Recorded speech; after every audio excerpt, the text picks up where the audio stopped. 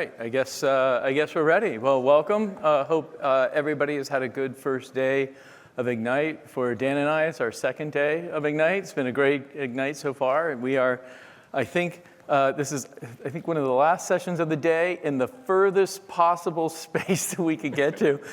So we're going to be talking about platform engineering and helping you understand how Microsoft thinks about this a little bit and how you can build some resilient and scalable systems as well. We'll do some introductions first. I'm Mark Weitzel. I'm a principal architect inside of DevDiv, and I'll let you all guess who did the slides for the session. So, that's what you get when you don't pay attention to slides. So, Dan, you want to introduce yourself? Yeah, nice to meet you all. My name's Daniel Soul. I'm a product manager in the Azure Kubernetes service team. So I focus on cloud-native platform engineering experiences. I think you need to say, and now this.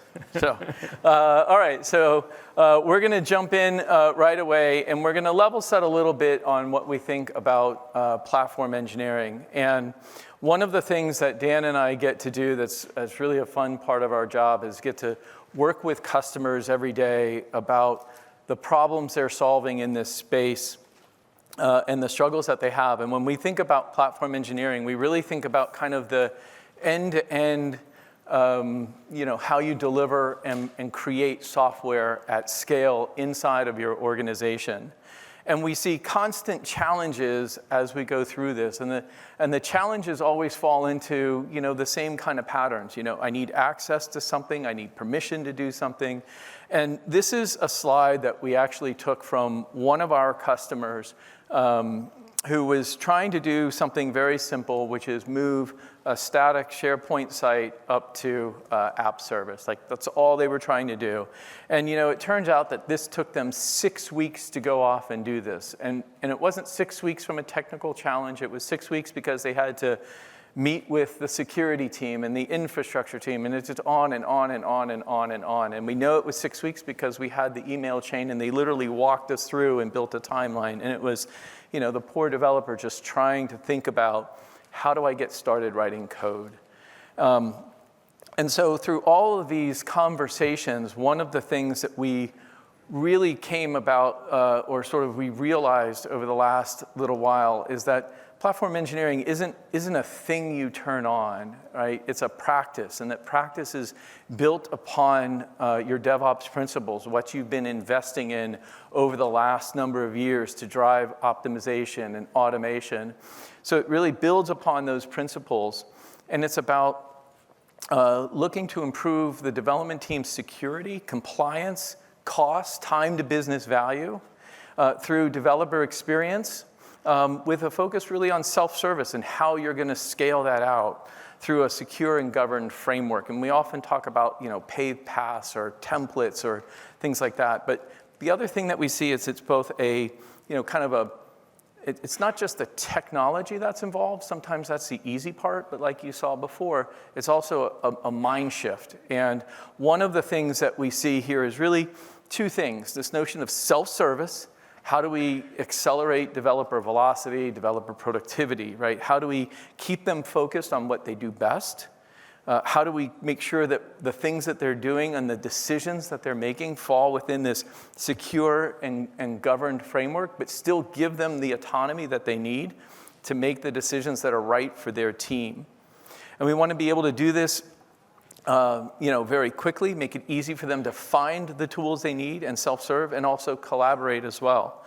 And so we see this shift of organizations forming product teams to think about delivering their engineering systems as a product to their developers. So quick show of hands in the audience. How many folks are on a platform engineering team?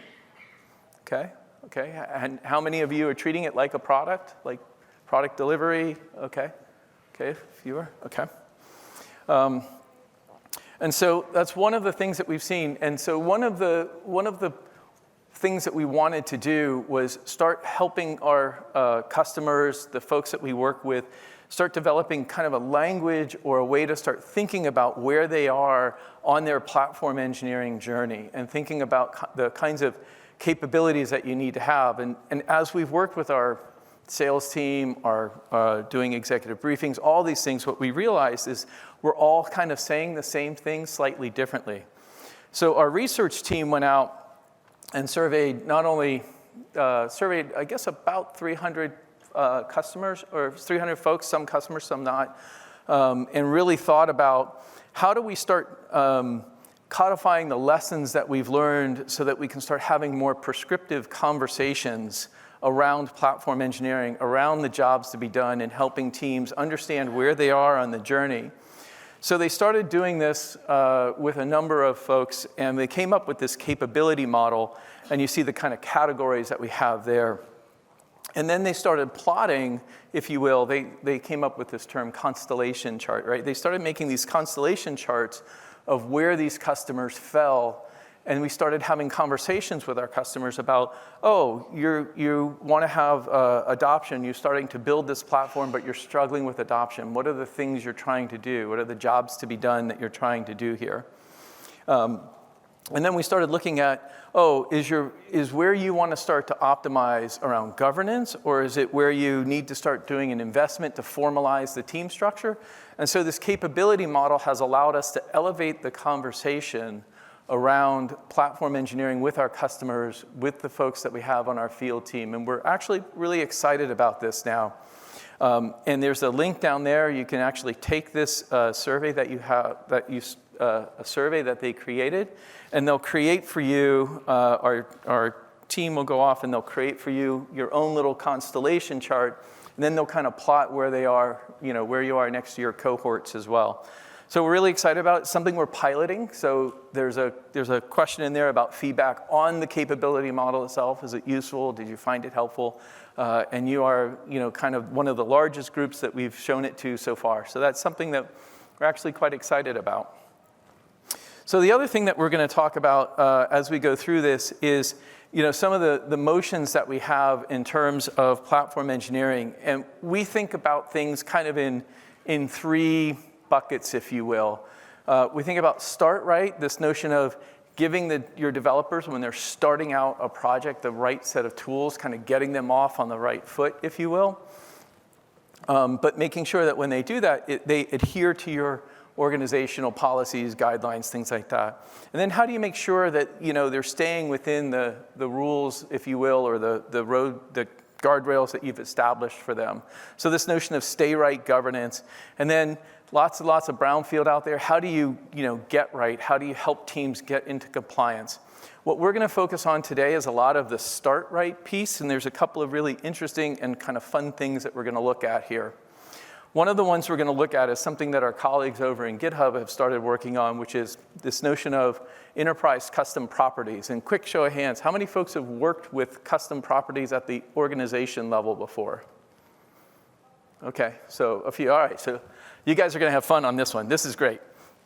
All right, so one of the things that we want to do is, if we look across our enterprises, there's going to be lots of organizations and lots of repositories inside of those organizations. And you want to make sure you have consistency across those things. You want to make sure that when you create a repository, it's repeatable, that you have the right sets of security guidelines set up, and you want to make sure that you prevent people from making mistakes. And if Colby is watching this, sorry. And so we could have used some of these getting ready for the demo. So anyway, let's talk about managing repositories at scale. So the first thing we're going to look at is this notion of enterprise custom properties. These are metadata that allows and sits on, key value pairs that sit on your enterprise that you can then use repository policies in conjunction with to control the behavior of how your repositories are configured. And this, again, drives consistency across your organization if you already have some existing properties that will work alongside of those. And it also allows you to have redundant slides. It also allows you to have policies like restricting visibility, restricting creation, deletions, things like that. So let's take a look at some of these things. All right, so what number am I? Number 2. All right, so can everybody see that in the back? Font's okay? Yep, okay, good. All right, so here is my enterprise. And I can go down here and look at the policies inside my enterprise. And you see I have custom properties here. And again, these are going to be key value pairs, and they're going to be the standard kind of values, multi-select, true, false, text, things like that, that you can apply at your enterprise level. You can define them at the enterprise level. Let's jump into the security tier here real quick. So here's one on the security tier. And I can set some values, and I can also set a default value, and then allow who is permitted to change those, or change or set that property there. So again, that restriction on your repository, so you can have certain people allowed to do certain behavior on the repository and say prevent, I don't know, inadvertent deletion of a repository that's key for your demo. Just saying. Here, this is the required property, and the default value is high security. Now, that's really cool. I get some custom properties, and you can add whichever ones you want. And I can now tie those to policy sets. And so if I look at the enterprise policy that we have defined here, again, I'm allowed some flexibility in how I determine how I'd like to target the repositories, the organizations inside of my enterprise. And then I can look at the default values and say, when I have a custom property, that's the high security, restrict visibility, restrict deletions, and restrict transfers. And so let's go see how that actually works in practice here. So here's my organization, here's my organization inside of there. I can look at the repository, and I can look at the custom properties. And you can see here I've defined one that's for the organization level, the cost center, and the ones with the little shields, those are the ones that are the enterprise custom properties. And if we look at a repository that I've created, so here's an enterprise custom property demo that we have, and we go down to the settings, we can see here that I'm restricted and not allowed to delete that. Now, because I have the role that allows me to change that, if I go into the custom properties and I change that to low security, you can now see that, well, I have to log in. So I will do this. Nobody hack my password, that'd be great. You think you're all logged in until you're not. Okay, so now I've saved that, and if I come back here, you can see that now I can go ahead and delete that repository. So that's a really great way to get consistency across your enterprise, and it gives you a great deal of flexibility. And as platform engineers, as you think about how do I want my teams to start right with the repository configuration, with the right sets of controls in place on my repositories, this is a great way to do that. And it's built on top of the same rule set that the custom properties at the organization layer is built in as well. So it's very consistent across the board. So that's a great way to get your teams started right as we go forward.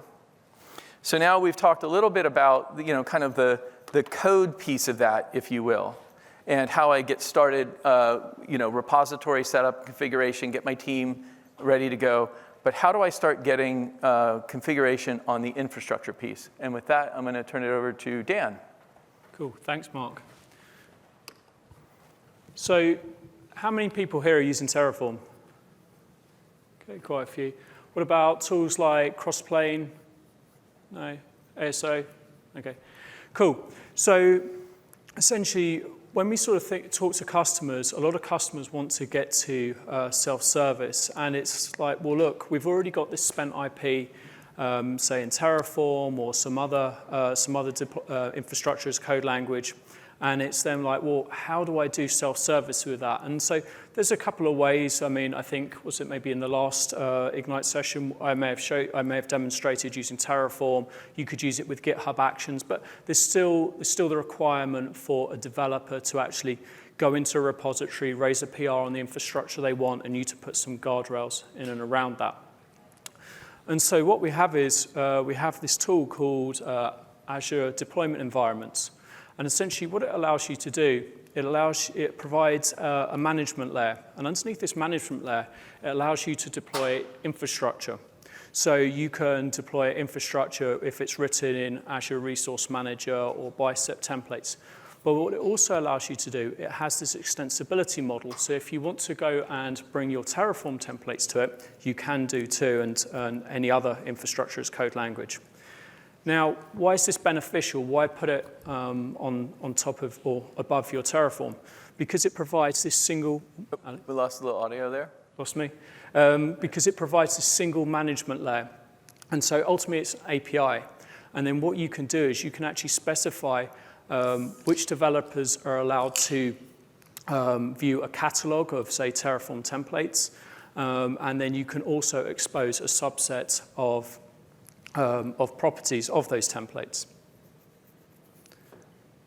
So when you sort of look at it all up, what does it actually look like? Well, you have this platform catalog, so you bring your Terraform templates, you can provide some metadata, you can then grant permissions to different developers, and then underneath that, there's a configuration that essentially aligns that to, or aligns that permission to deploy to different subscriptions, providing different identities or whatever. Now, the extensibility model, the way that works is that essentially ADE will call into essentially a container that will run this extensibility model. So what you do is you build a container and it goes and runs the Terraform for you, or whatever infrastructure as code language you may have. Now, in terms of the actual developer experience, you as the platform engineer, you're going to create a catalog, you're going to create a catalog entry. Then the developer, they will still build their code. They will use things like GitHub Actions to do the build and integration.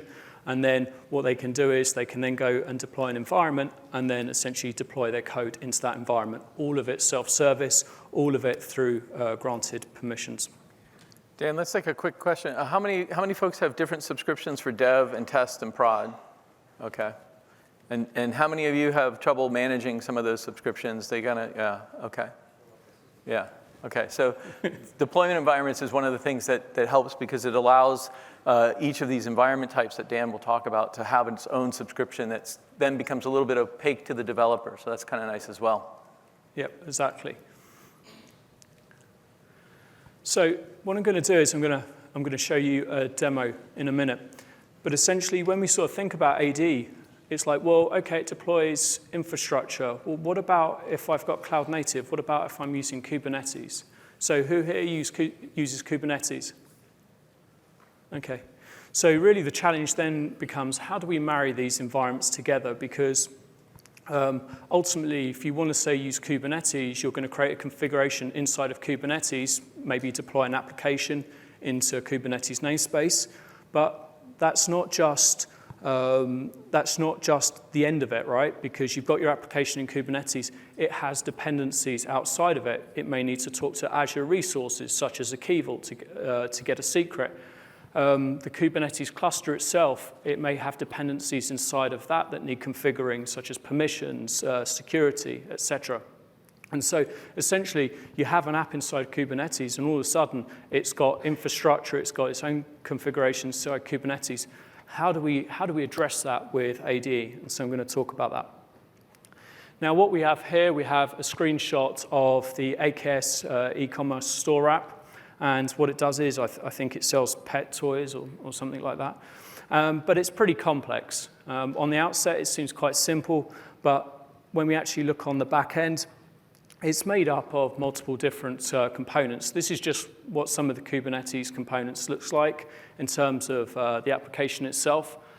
But on the back end, there's multiple resources, multiple infrastructure resources. So I'm not going to dive deep into the eStore application. One of my colleagues, Jack, he's doing an ADE demo, or he's got an ADE session tomorrow. I think it's tomorrow morning, and he will show this being deployed. But what I'm actually going to do is I'm going to take the data tier of this and then show you a deployment with ADE and deploying onto an existing Kubernetes cluster. So what's going to happen here, in this case, I'm going to be the developer. I'm going to create a new branch because I want to test out a PR. So I'm going to kick off the build. It's going to create a new container image, and then it's going to update the app deployment configuration file. Then what I'm going to do is I'm going to go into ADE, and I've been granted permissions by my platform engineering team to go and self-serve the back-end data tier environment. So I'm going to provide it some properties, and then I'm going to submit that to ADE. What will happen is in the background, ADE will then start running some Terraform templates, and it's going to create a key vault for me. It's going to then suck out the Cosmos DB connection string and put that into the key vault. It's then going to create a managed identity and grant that managed identity permissions to it. That managed identity is then going to be used for Kubernetes in just a second. Now, then what happens after? Terraform's going to grant the end developer, myself, permissions to that AKS cluster, but only for the namespace that it's actually consuming. You wouldn't have to normally, you may not allow that to be done, but because this is a development environment, we may want to allow the developer to have a bit more access on the cluster than what they would do in production.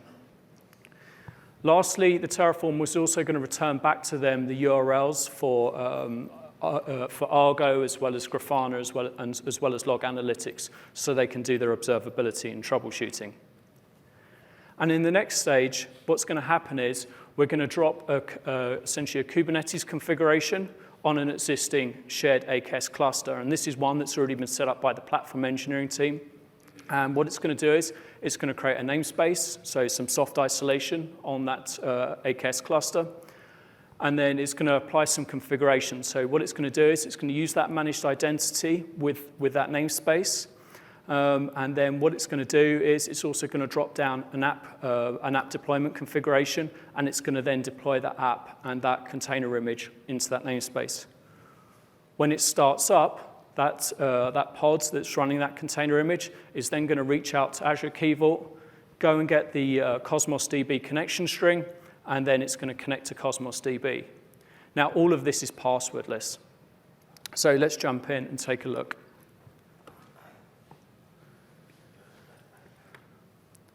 Okay. So what I have here, I have the portal for Azure for ADE. And you can see I've already got some environments that have already been configured and being used by the developer. So I go into the new environment, I give it a name. And so this is the self-service part of ADE. Yep. And now, even though you're doing Kubernetes and getting a namespace here, you could use the same interface for any infrastructure that you wanted. Yep, PaaS services, whatever. So for folks that are out there who may not be doing Kubernetes right now, but still working with lots of Azure resources, one of the things you can think about is this is a nice standard self-service way to display on the screen, to have a consistent interface across self-serving all the infrastructure that your devs need. Okay, so besides a dodgy dongle there, essentially what you can see is there, we've got these definitions. And so these are definitions that I've actually been granted permissions to read by the platform engineer. And what you can see is the first one there, I'm a developer in a data team, and what that will allow me to do is it'll allow me to go and deploy an LLM model for some AI testing, and I can do some tuning, and I can deploy that straight to an AKS cluster. And that's using something called the Kubernetes AI toolchain operator, Kaito, and that's already been pre-configured on the AKS cluster itself. Sorry, guys, let's try something. Did that go? Take mine from over there.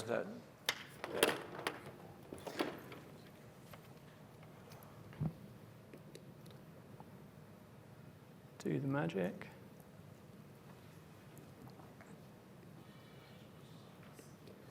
Sorry, guys, 1 minute. Oh, yeah, now we're back up. Cool, thanks. Got it? Okay, all right, I'll just rerun back to that. So me being the developer, I'll just go back through that sequence again.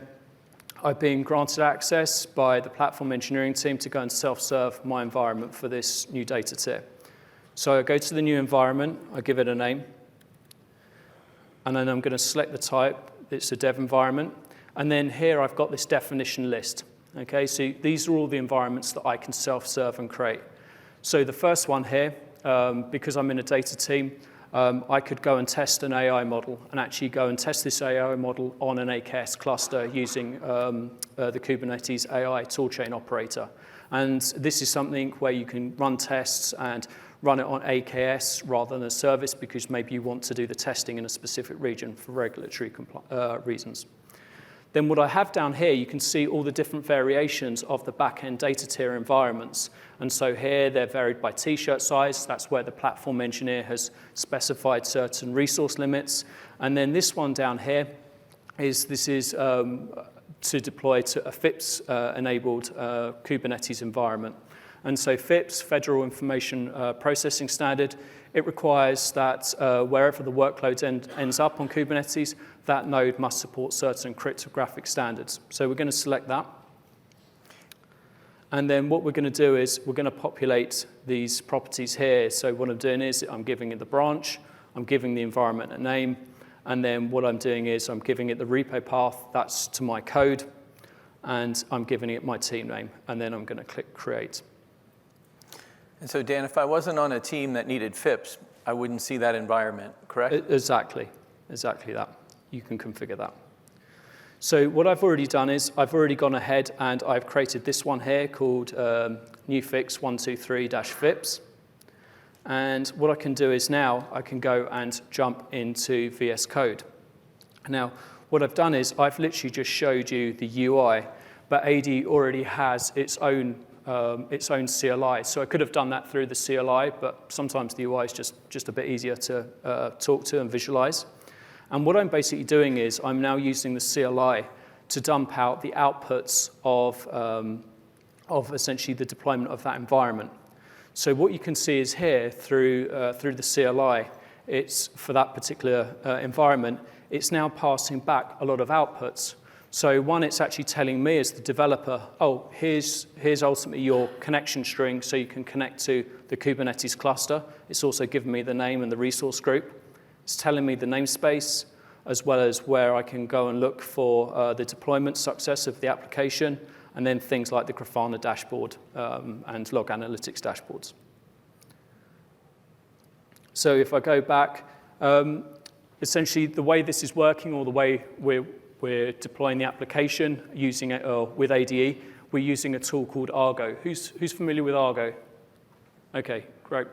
So essentially, Argo will see essentially an application deployment configuration generated by ADE, and it's going to pick that up. And you can see it's already picked this up for newFIPS 123. And you can see here it's been deployed successfully. If I look in the details, it will also tell me which repository it's linked up to. And if there's any problem in deploying, it will let me know. Now, what also happened was we had the output there from the Terraform that gave us access to Azure managed Grafana dashboards. That shared AKS cluster already has managed Prometheus installed, or Azure managed Prometheus, as well as container metrics. So now the developer just has access using their own identity to these dashboards. And in the same way, they have access to the log analytics workspace. So what they can do is they can go and see the logs that relating to the different containers. So here you can see when I was deploying one of the environments, I was running out of resources on that cluster. Now, being the developer, what I can also do is I can connect to that AKS cluster. And essentially that AKS cluster I'm using in the background, it's AAD enabled. So I can authenticate to that cluster using my Entra identity. And then I'm also using AAD RBAC. So what I can do is if I do a check on the role assignment for myself, what this is going to do is here, you can see here the scope is to the namespace right down here in this line.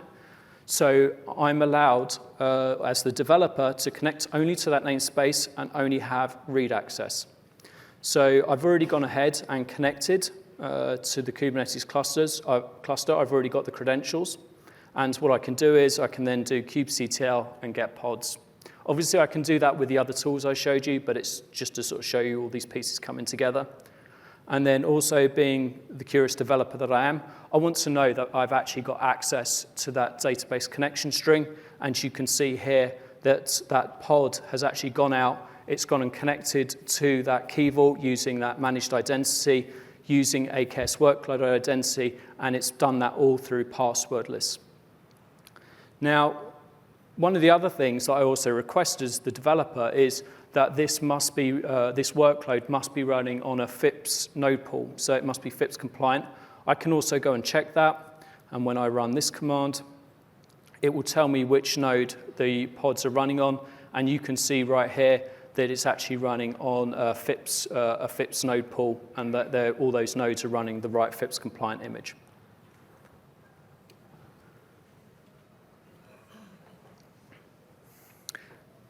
So what did we just see there? Essentially, me as the developer, you saw that initially I kicked off a deployment. I used the dev portal. I didn't need to use the dev portal. But I could have used VS Code to kick off my deployment environment. And as soon as that ran, all my infrastructure was provisioned for me. Kubernetes was configured for me. And then I had access to things like the Grafana dashboards, log analytics, and I could connect to that all using Entra. Obviously, I had access to Argo. I could have used Entra with that as the identity provider. Now, how did I actually do that? Well, it's actually not that hard. It was pretty simple. And essentially, the way it works is what you have is you have this extensibility model in Azure deployment environments. And what it does is it runs this containerized, script that will run some Terraform, but it starts with this deployment script in the center. So what it's going to do is it's going to take those input variables that I showed you. It's going to configure those resources. It's also going to tag those resources as well with the team name and set them up to my standards. And then this is where it does the AKS piece or the Kubernetes piece. What it does is it downloads a Kubernetes app configuration template. And inside this template, I'll show you, it just has some placeholders, and we just do some string substitution with those input parameters. Then what happens is after that, ADE then pushes it up into a configuration repository. Now, why are we getting ADE to do this? You know, a developer could do this. Like, it's literally just Kubernetes YAML. Like, they could do this. Well, one of the benefits of using ADE to do this is that me as the platform engineer, I can actually provide a template that's set up to our corporate standards. So what I can actually do is I can say, this is the level of isolation I want for the application. This is the resource limits. This is the disruption SLA. If we're doing an upgrade, I want certain amounts of pods to be running. I can then also put labels on it as well to describe the team. Now, all of these things you would have to rely on your developers to do, but you as the platform engineer can actually enforce that within this template. And then lastly, what I do is I put an app deployment config in there or an Argo config. So let's talk about that. So now what we've got is this, or ADE has put this application configuration into this configuration repository that's owned by the platform engineering team. So what happens after that? Well, essentially, what we have is on that shared AKS cluster, we have Argo running. And Argo is a continuous deployment tool. And so it's a continuous deployment tool that ultimately follows the GitOps principles. And what that means is that it expects everything to be configuration as code and expressed declaratively. It also expects the code or the state to be immutable. It also is pool-based, so it sits on the cluster and it reaches out to a configuration repository. And lastly, Argo is there constantly observing and reconciling. So it looks at the configuration repository as the single source of truth, and then it is also responsible for observing, reconciling, and tracking the resources of that configuration. So if anybody tries to change it, it's going to know that there's been a change outside of that configuration repository. So why am I using Argo? Well, it has some benefits. For a start, Argo has this constant reconciliation. So normally when you have pipelines that go and deploy apps into Kubernetes clusters, the only time they know there's been a configuration change or configuration drift is when they actually run. Also, those pipelines actually need to know the Kubernetes cluster that they're deploying into. They need the configuration properties, the kubeconfig. Argo doesn't need that because it's already sitting on the actual Kubernetes cluster. So also, Argo, the configuration is highly portable. It's just YAML config, so you can just lift it up and move it on to another Kubernetes cluster. So this all makes it highly scalable. So what does this Argo app config actually look like? So essentially, Argo configurations, they're called apps or Argo apps. So what you do is you give it a name. In this case, it's cluster config. You give it a repo URL and a path, and ultimately then Argo will go out to that repository, read the configuration files in it, and then go and apply it onto that Kubernetes cluster. Now, what I just mentioned is that this is just straight Kubernetes YAML. I can just literally run this directly on the cluster and create a configuration. But also what Argo can do is it can actually essentially read other Argo configurations.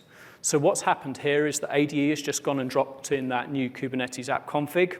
And inside that app config, it's specifying a namespace for this new fix 123 application environment. But also inside it, it's actually got an Argo app config. And that's the developer's configuration repository there. So the Argo app cluster config reads it and says, oh, I've got another config or Argo config I need to apply. And it goes and creates that Argo app called newfix123. That then creates the namespace, and it then connects to the developer's repository. And essentially, Argo can do that again and again. And so the idea here is that you have this single Argo app, the cluster config app. It's reading all these other configurations and applying them and applying them. And this is called the apps of apps pattern because you're using one app to go and deploy multiple other Argo apps. So let's take a look.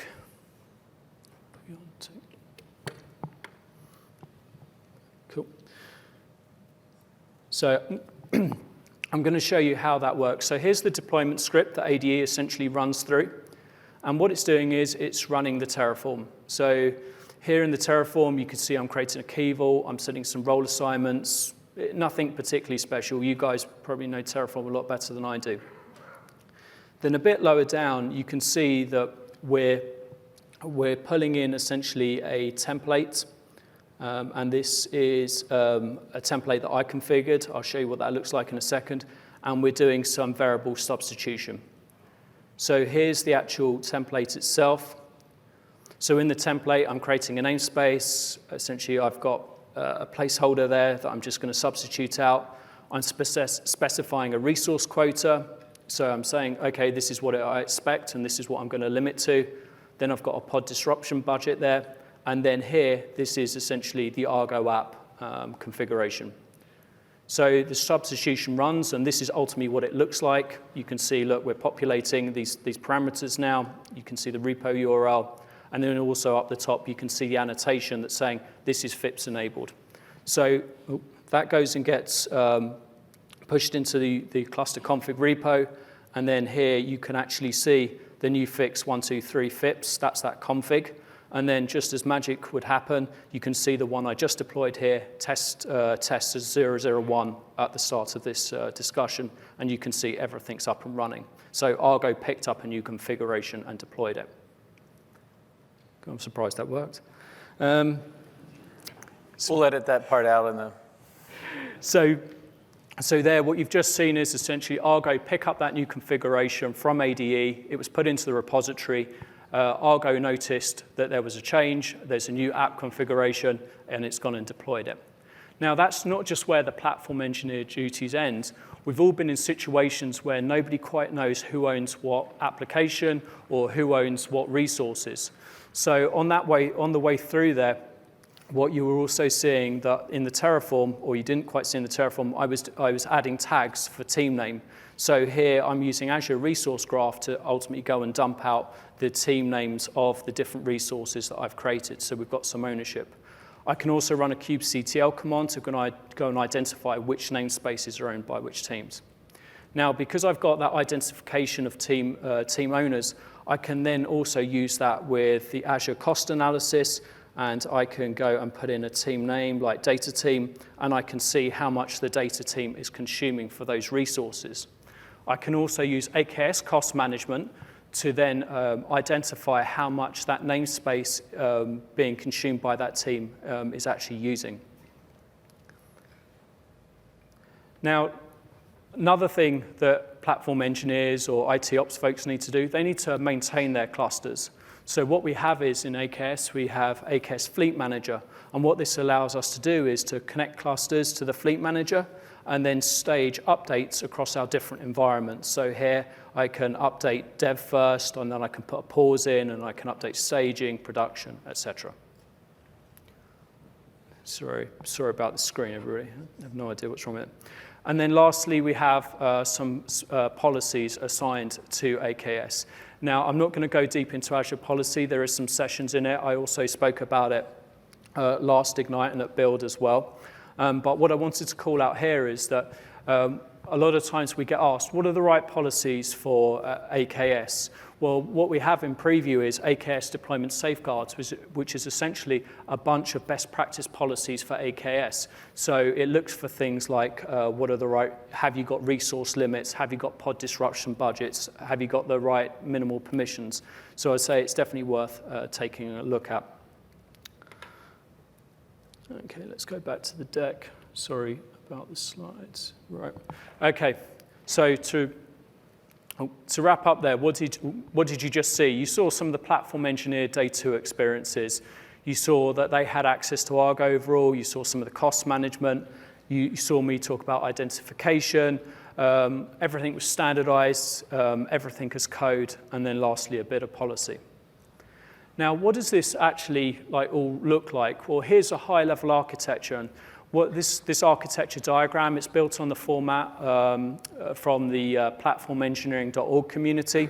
And what you can see is you can see ADE there right in the middle, and you can see it talking to infrastructure as code, source code. Then at number 2, you can also see Argo, and that's obviously interacting with application source code. But what you can also find is with, say, things like Terraform templates, you might start getting too many templates or too many lines of code. And that's where cloud-native infrastructure as code tools like Crossplane, ASO, they can actually help you, or Cluster API.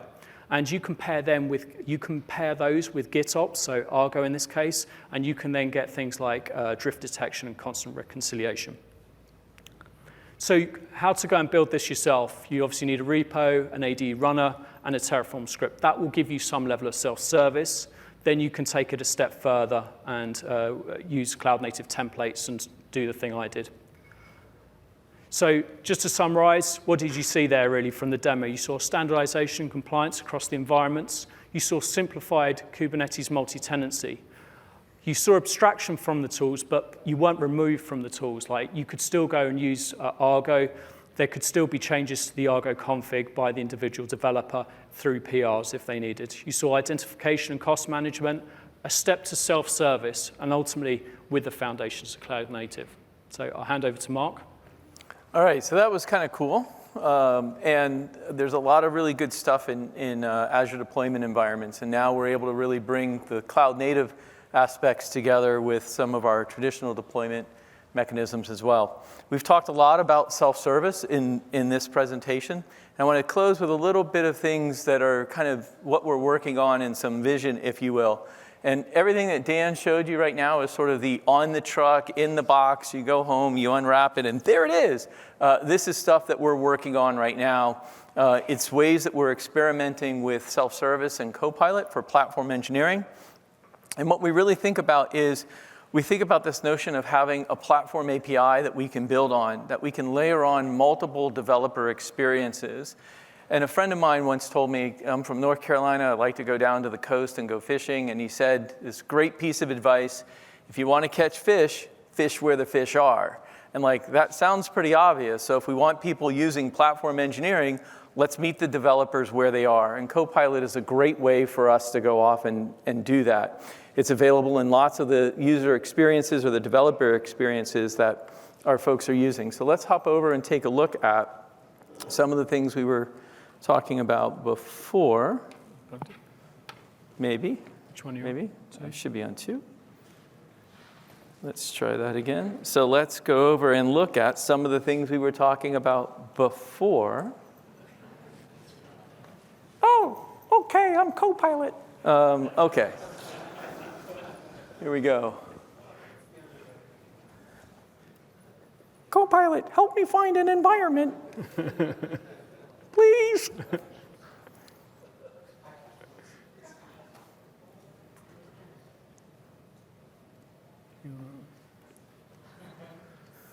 Pretty please. Let's try this one. We'll ask you all to cram around the screen. Oh, all right. All right, so I'm gonna touch it very light. Okay, so I'm gonna try and drive one-handed here. Here we go. All right. So now let's say that I'm a developer and I'm in a repository and let's see how we go here. Here we go. And I'm looking for an environment for this. I need a deployment environment for this. So I can say to Copilot, let's see. This is an agent that we wrote. This is a Copilot app extension we wrote. We're looking at the best way to surface this inside of here. And we have this idea, if you remember that last slide, of things being able to contribute to your developer platform and trying to create this API layer that you can bring in this automation into Copilot very quickly and easily. So I will say, let's see, how do I create a sandbox for my app? So we can look at one of the common problems that we have is a lot of times getting access to Azure resources inside of Azure is very challenging, and you lock that down. Now, deployment environments is great because it gives you the ability to avoid escalation of privileges. So in those development environments that you assign to your engineers, one of the things that you're not giving them is access to actually Azure itself. You're giving them access to the environment. And so here I can see that I have two environments there. And I can say fulfill sandbox. Let's just take sandbox. Let's see. Let's take 2 on that one. Sorry, I want 1. Sandbox 1. There we go. It comes from 2 different catalogs. And what's happening now is I'm going to take all of that information and I'm going to send that back to our Copilot agent that we wrote. And it's going to say, what project are you in? And what's the name? And what kind do you want? And those all look good. I can update them. I'll show you how to do that in a second and say, yeah, that all looks great. And what's going to happen is behind the scenes, that's going to go off and start creating one of those Azure deployment environments that Dan talked about before. So we should see one pop up here in a moment. Yep, so there we go. We're creating that. All right, so that was pretty straightforward, right? So that's all great, but that's really just interacting with one system that we have. And really, a lot of times what we're talking about with platform engineering is gluing together or aggregating a set of automation that spans multiple systems. If you think about onboarding employees or granting access to resources. And so one of the things I might want to do is say, how can I use OIDC to connect my repository to Azure? And everybody knows the joke that Mark can't type and talk at the same time. I can, however, walk and chew gum. So in this case, what I'm looking at is how do I automate creating that OIDC connection between a repository and Azure? And often in enterprises, this is locked down, and developers can't do that. They got to fill out a form. They got to send something off, and it looks like Copilot's still thinking here. So here we go. Let's try that. So there you saw GitHub Copilot call into ADE to create that environment. But ADE has an API, so you can use things like Backstage as well to call into ADE and deploy, get it to deploy environments too. Let's see if we can get Copilot to wake up here. There we go. All right, so now my platform engineering team has created for me an automation template. And that automation template says, I can connect for you a repository, and I can connect for you a resource group inside of Azure. And that looks good, and I'm going to say, let's go ahead and take that one. And notice here that it started to infer some values for me. And I need a subscription and a resource group, so I'm just going to say, this one right here is fine, and it's picked up the environment as well. And if you go back over here, it is the environment that I created earlier, the sandbox environment that I created earlier. So I'll go ahead and say allow that. And now what happens behind the scenes when I go off and do that? Well, one of the things that we've done is we've made it easy to implement that as a GitHub action. And so if we look at the GitHub action here, this is going to go off, and here's the one that I just kicked off here. And because we have this is a highly privileged activity, we might want to have a approval flow here. So I can say, go ahead and approve that, and it will go off if I actually click the right thing. There we go. Default, approve that.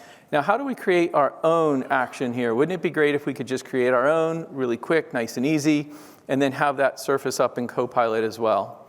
So let's go back over here. Let's go back to Contoso. Let's go back to my repositories. And a lot of times, one of the things we talk about is community is building an open source or inner source community.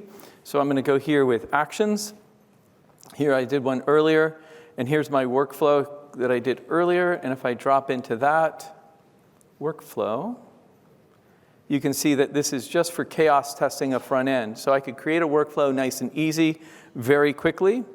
And then if I go back to my repository here, and I create that, I can say, how can I chaos test my front end? And that action that I just created inside my repository should be picked up automatically right away. And again, you can see here that it's asking for the variables that we put in, the parameters. It's picked up the repository and the environment. I can update that. Here, if I say, update number to 3, and when I submit that, what's going to happen is that's going to go off and execute that workflow. So all that investment that you have right now inside of your GitHub Actions that you've written or your automation, there's now a very simple way to bring that into your platform engineering system and expose that through Copilot. So we're leveraging the investments that you have. And I know we just touched time. The little red light is flashing, so we've gone over time just a little bit. So we're going to wrap up with that, and we'll hang out for a few minutes for questions. So thank you very much.